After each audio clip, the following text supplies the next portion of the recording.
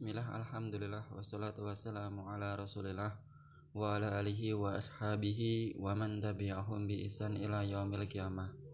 Amma ba'du. Kelas 7 rahimani wa rahimakumullah. Alhamdulillah, kita bisa mulai lagi pelajaran kita setelah kemarin jeda UTS, dan alhamdulillah fikih nilainya bagus-bagus. Mungkin di kesempatan yang lain atau di ujian yang selanjutnya saya berharap nilainya semakin bagus, insyaallah ta'ala. Nah, insyaallah nanti di hari Senin minggu depan akan terjadi perubahan jadwal.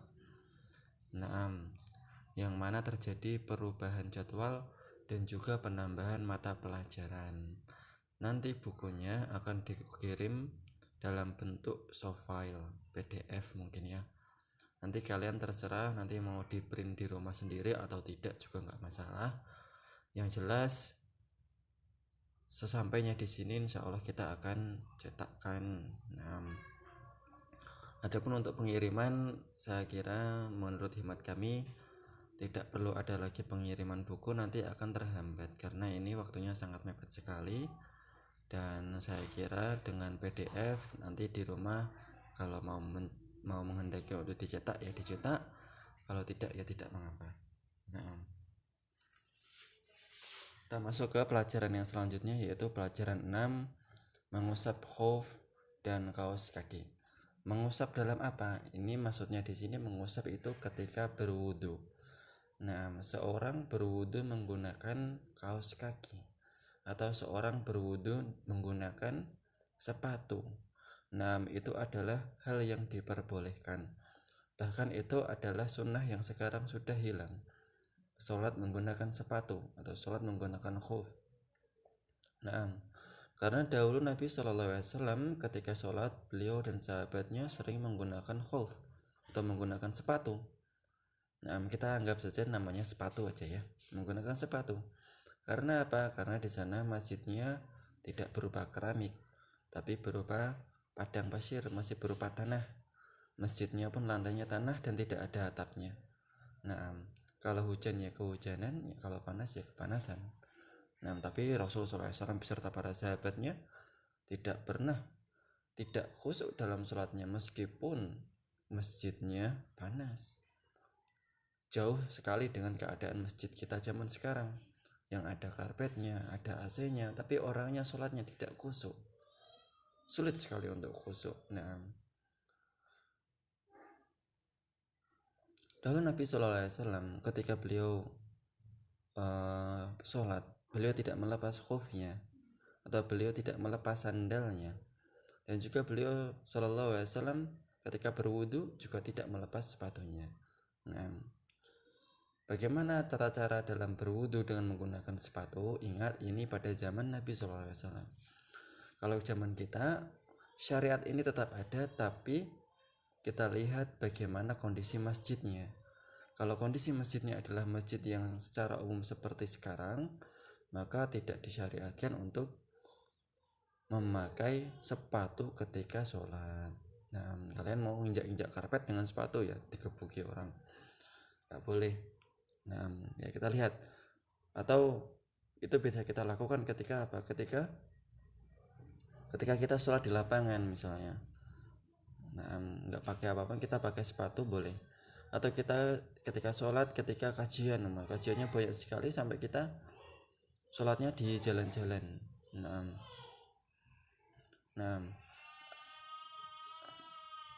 akhirnya kita sholatnya menggunakan sendal. Dan itu pernah saya lakukan sendiri di Solo ketika ada kajian, saya menghadiri kajian dan ternyata belum membludak sekali jamaahnya. Jadi kita sholatnya di jalan dan kita memakai sendal. Khuf. Nah, itu mukadimah dari khuf.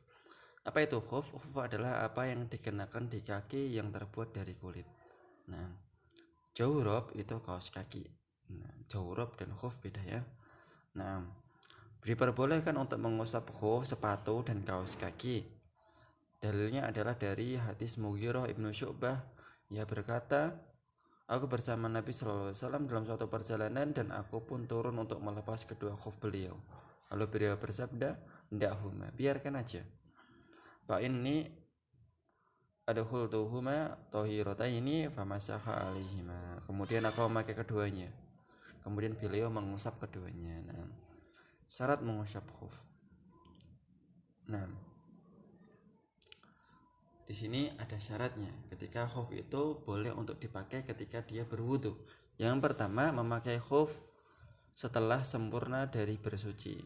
Nah, setelah sempurna dari bersuci, kita mau pergi, kita sudah bersuci dulu. Habis itu kita memakai khuf. Nah, keduanya menutupi kedua mata kaki. Nah, jadi sepatunya itu sampai mata kaki. Dan tidak boleh mengusap terhadap sesuatu yang tidak menutupi mata kaki. Misal mengusap sendalnya doang, nggak boleh. Nah, tapi sholat memakai sendal boleh. Ini di sini adalah sepatu. Sepatu yang dimaksud adalah yang menutup mata kaki. Itu namanya khuf. Hendaknya keduanya terbuat dari sesuatu yang suci. Nah, khufnya terbuat dari bangkai atau kulit yang suci, dari kain atau yang lainnya yang suci. Hendaknya keduanya mubah, ya, mubah, bukan dari hal-hal yang haram. Hendaknya mengusap pada waktu yang telah ditentukan, nanti ada waktu mengusapnya. Nah, hendaknya mengusap dilakukan untuk bertoharoh dari hadas kecil wudu, ya. Dan tidak sah bertoharoh berwudu dari hadas yang besar, yaitu mandi. Nah, ini hanya bisa untuk berwudu. Adapun jika mandi maka harus melepas khufnya. Nah, waktu mengusap khuf. Nah, khuf sepatu boleh dipakai terus dan boleh tidak dilepas, itu ada batas waktunya. Ketika batas waktu itu telah tercapai, maka dia harus melepas sepatunya ketika dia berwudu. Jadi ada waktu durasinya. Kapan kita boleh mengusap khuf itu? Untuk yang mukim, untuk orang yang tidak berpergian, dia di rumah. Nah, itu sehari semalam. Apabila sudah hari ini kamu pakai sepatu di rumah, boleh kamu pakai selama sehari semalam dan tidak melepasnya ketika berwudu, tapi hanya sehari semalam. Setelah itu maka kamu harus melepas sepatumu ketika kamu akan berwudu. Yang kedua, yaitu orang yang safar, yaitu 3 hari dan 3 malam. Apabila sudah terlampaui 3 hari 3 malam, maka wajib bagi seorang yang safar tersebut melepas sepatunya ketika orang tersebut akan berwudu. Nah, itu waktu mengusap khuf. Nah, kemudian batasan waktu mengusap khuf. Nah, batas awal pengusapan dimulai dari awal pengusapan yang pertama sesudah berhadas. Nah, contohnya gini ya, ini langsung contohnya saja. Seorang berwudu untuk sholat subuh dengan membasuh kedua kakinya, lalu memakai kaos kaki. Pertama tadi situasinya dia nggak pakai kaos kaki ya. Pada jam 10 pagi dia batal wudunya. Kemudian jam 11 pagi dia wudu untuk sholat duha. Dia mengusap kaos kakinya, tidak dilepas kaos kakinya.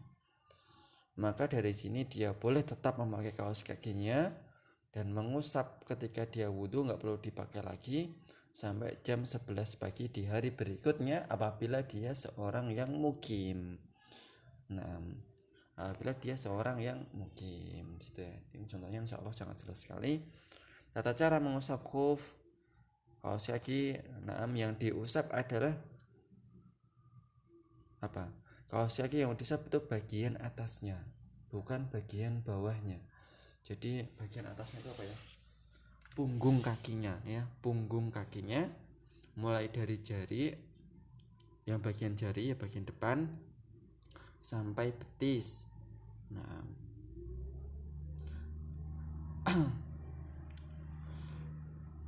ini seharusnya ya, ini tidak usah dijadi pertanyaan.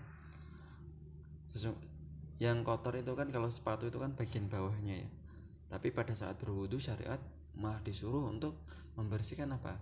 Yang atas. Jadi tangannya dibasahin air, kemudian tidak perlu disiram air tapi diusap pakai tangan yang basah tadi, mulai dari jari-jari sampai dengan betis. Nah, kaos kaki diusap dengan tangan yang basah sekali aja.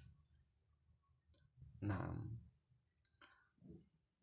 bagian bawah kaos kaki, bagian bawah sepatu tidak perlu untuk diusap. Nah, yang terakhir pembatal mengusap khuf yaitu satu, tentu saja apabila sudah waktunya habis mata waktunya.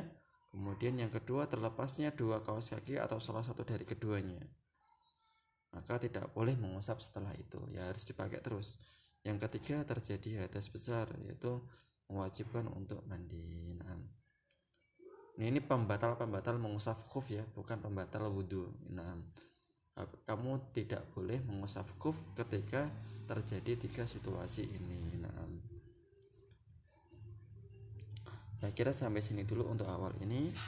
Aku qouli hadza subhanakallahumma bihamdika asyhadu an la ilaha illa anta astaghfiruka wa atubu ilaik.